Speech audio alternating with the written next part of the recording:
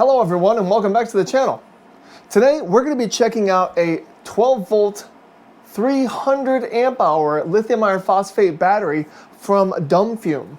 So let's go ahead and open it up and see what's inside.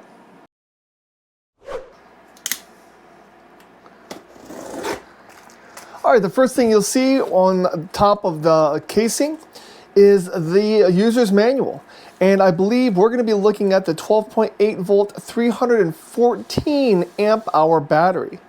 Also right on top are your post bolts and post bolt covers, a nice piece of styrofoam, and the battery. Okay, looking over the battery, I see that this case is a very typical case. There's nothing really, anything about it that is out of the ordinary. It does say the DumFume name, lithium iron phosphate deep cycle battery.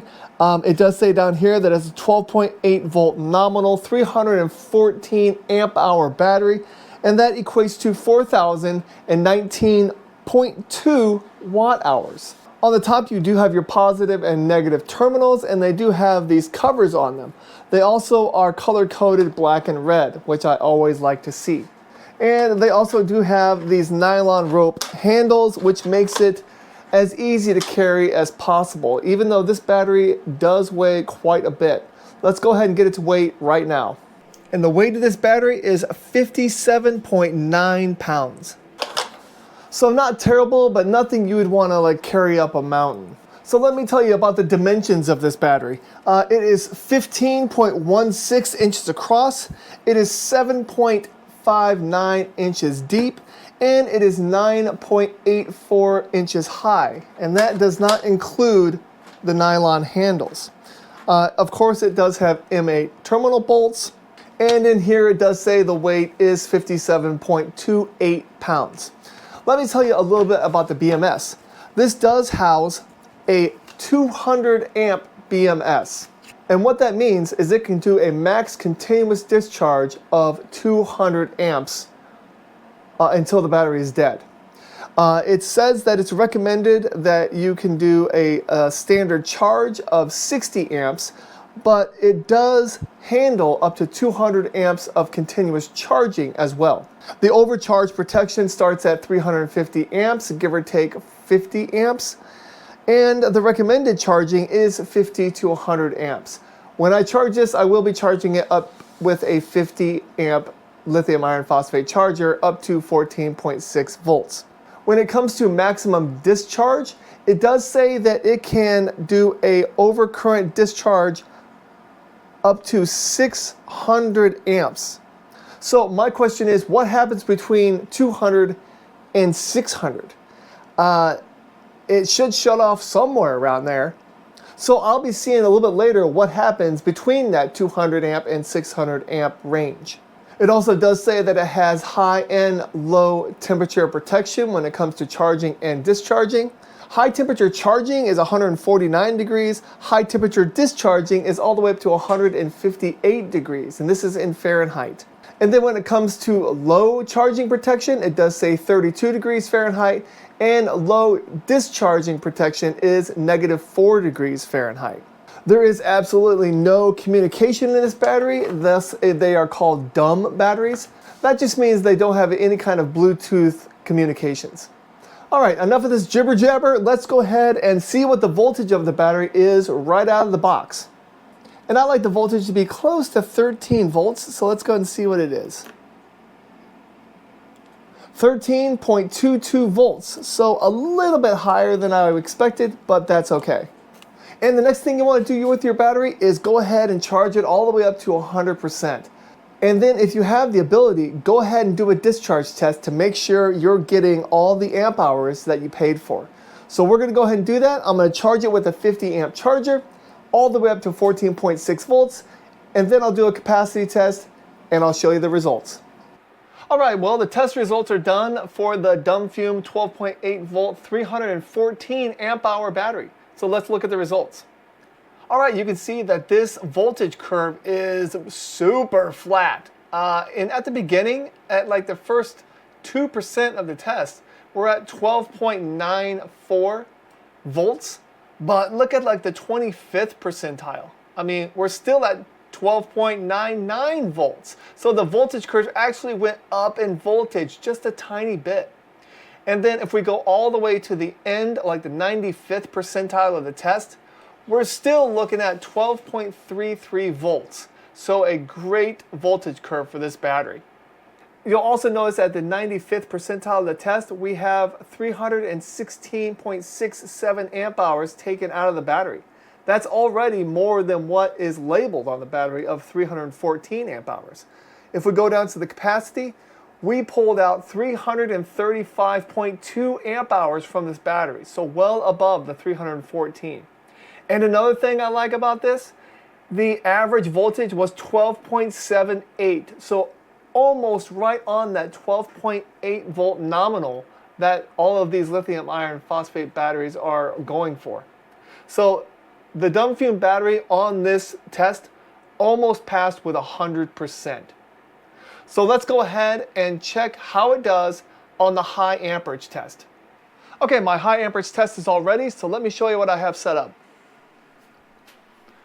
Okay, here's our DumFume 314 amp hour battery along with a voltmeter which reads 13.29 volts currently. We also have an amp clamp. It does show 0.8 amps because the 5,000 watt 12 volt inverter is on currently and it's using 0.8 amps. It's clipped onto the two negatives we have right here. And then we have our timer right here, which we'll do a 5-minute timer first and then we'll just let it running throughout the test. And we have a 1200 watt griddler right here. We have a 1000 watt Elite Gourmet right here. We have a 1200 watt heat gun and a 1500 watt heater. So if you add all of those up, 15, 27, 37, 4900 watts. So we're going to be maxing out our 5000 watt inverter.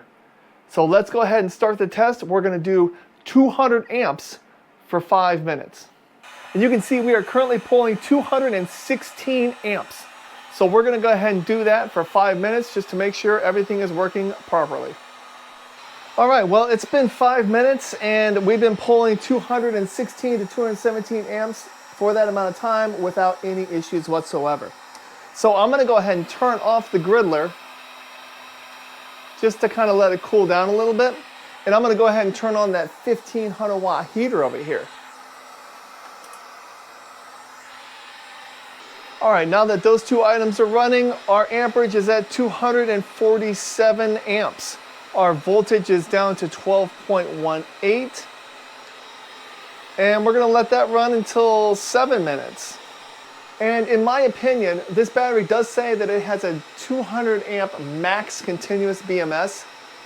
And right now it's pulling 250 amps. And it's starting to get into that range where it should be shutting off if it has high amperage protection. The next step we're going to do is we're going to be pulling probably 350 amps. And it really shouldn't pull that for longer than like 10 seconds because the internals of that battery aren't rated for 300 amps continuous. We are going to open this battery up just to confirm, but that's what this test is all about. Trying to find out if the programming is set to what the internals can handle. All right, it's now 7 minutes. We're still at 246.8 amps. So let's go ahead and turn on this 1000 watt Elite Gourmet. All right, that's on. The amperage is now 353 amps. Our voltage is down to 11.85. And the time is right around 7 minutes and 25 seconds. All right, well, we're now at 8 minutes and it's still pulling 351 amps. And it's been over 40 seconds of doing that. So in my book, this battery does not really have any kind of high amperage protection. I think it might shut off at that 600 amp mark, but the range between 200 and 600 is vast. So unfortunately, this is a failure in my book, but we're gonna go ahead and just turn this, this griddler back on and really push this inverter to see if it'll shut off after that. So let's do it. All right, we have everything running. The voltage is down to 11.58. My clamp is over amperage. So let's go ahead and turn this off. I'm gonna grab a second clamp and we're gonna separate these two wires. So hopefully we can get a better reading. Okay, I separated out the clamps. We're pulling 169.6 here and 182 there. So we're looking at 351 amps right there. So let's go ahead and turn this heater back on. All right, our voltage is 11.61. We've got 212 from here, 228 from this line. So we're looking at 440 amps of power going through those cables right now from that inverter from that battery to that inverter. That is bonkers. That's not what this battery is rated for.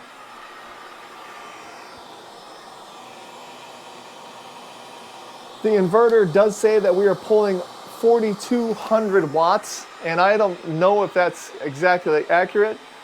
The best accuracy would be to multiply 11.6 by the addition of these two right here, which is 440 amps. But this is a failure. Let's go ahead and turn this stuff off. Okay, I've got the DumFume battery cracked open, so let's go ahead and open it up and see what we have. Okay. We have a good amount of foam on top. Okay, looking at the quality build of this battery, it is actually very well built. This piece of styrofoam is right here to cover up the middle.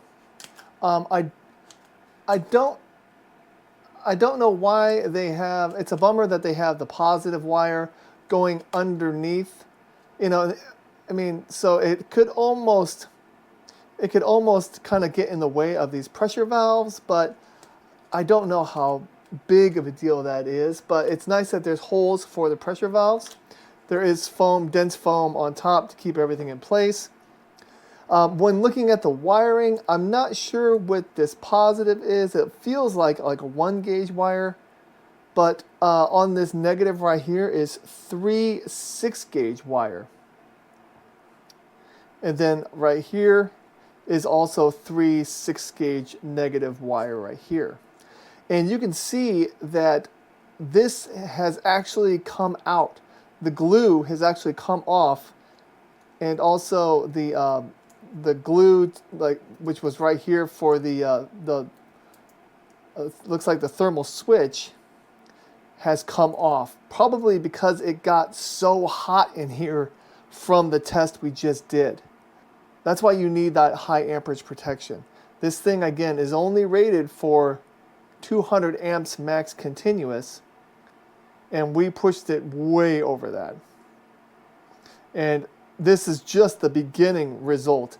All the glue is starting to come off, and the glue from the foam kind of, it came off as well. So it just kind of started to get too hot. When it comes to the build quality, it's a really good build quality. They have it covered in this fire-resistant this cloth right here. Everything is glued and screwed down. There are risers in the bus bars for expansion and contraction. The quality of the BMS wiring is fairly decent. I think I pulled some of it up when I was moving stuff around. The BMS right here is on the side. I did do QR code scans on all the QR codes on the cells, and they all came up to this right here. Not very much information. The manufacturer is Cornex, and the build date, they are all September 18th, 2025. So that's good. It seems like they are all matched cells. But let's go ahead and look up what the maximum amperage would be for 3 6 gauge wire. All right, and just looking at this chart on my phone right here, if you look at 6 gauge wire, which is right there in that brown, it can handle up to 70 amps. And with with a run of between 0 and 6 feet. So 70 amps, multiply that by 3 because there's three 6-gauge wires right there. So you get 210 amps. And so the internals of this battery are rated for 200 amps max continuous. That's what all of the cabling is rated for. But as you can see with all the glue coming off, 200 amps and 440 amps are much, that's 100% more amperage going through this battery. And the cabling in here is not rated for 400 amps, it's rated for 200 amps. So since this battery does not really have high amperage protection, you should put high amperage protection on the cabling outside that's connected to the battery. You will want to make sure and have, I would say, a 200 amp fuse on there. Actually, if you go by the 25% rule, you could put a 250 amp fuse on there, and that would keep this battery safe and make sure that you use the correct wiring for 200 amps, which is basically a 2-aught cable for a 12-volt system. I was able to take this piece of foam off right here, and I took a picture of the BMS label right here to kind of show you what it shows. It does say 200 amp right there though, so that is a good sign that they do have a 200 amp BMS on here. And again, you can see everything is glued and screwed. We have our balance leads and they're screwed down as well. This is our temperature sensor, which goes up to the top right here. And the one thing I don't like about this is this temperature sensor is completely coated in glue. So let me know in the comments if that could that be an issue? I mean, that's almost like this temperature sensor is insulated, so it won't give proper readings. But I'm going to go ahead and get all this glue off and go ahead and check this sensor just to make sure that it will shut off for low temperature charging protection. Okay, we're charging with 4 amps. And so when we put this probe on this ice pack, it should stop charging. And there we go, perfect. Turned right off. And let's warm it back up.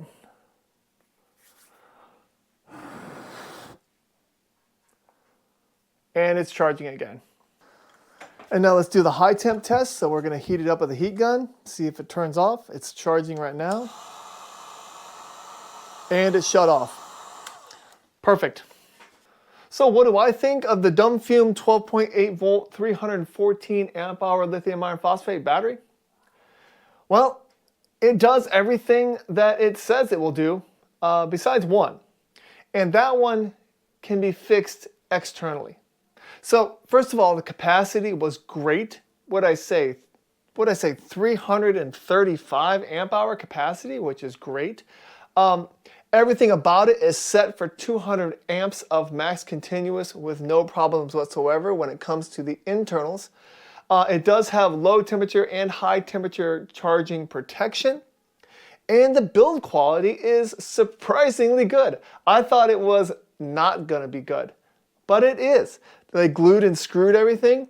They have everything set to a 200 amp BMS, and I can't complain about anything when it comes to the build quality. The one bummer is that it does not have any kind of high amperage protection. But again, that can easily be fixed by putting a 250 amp fuse right on the positive. And that would be to protect the internals of the battery. But you always want to fuse to what kind of wiring you're connecting from your battery to your bus bars or directly to your inverter. So always keep that cabling into consideration as well. So if you have any questions about the DumFume battery, please go ahead and leave them in the comments. I'll have a link to this item and everything else I used in my description, just in case you want to look further into it. Thanks again for watching, and have a great day. Bye-bye.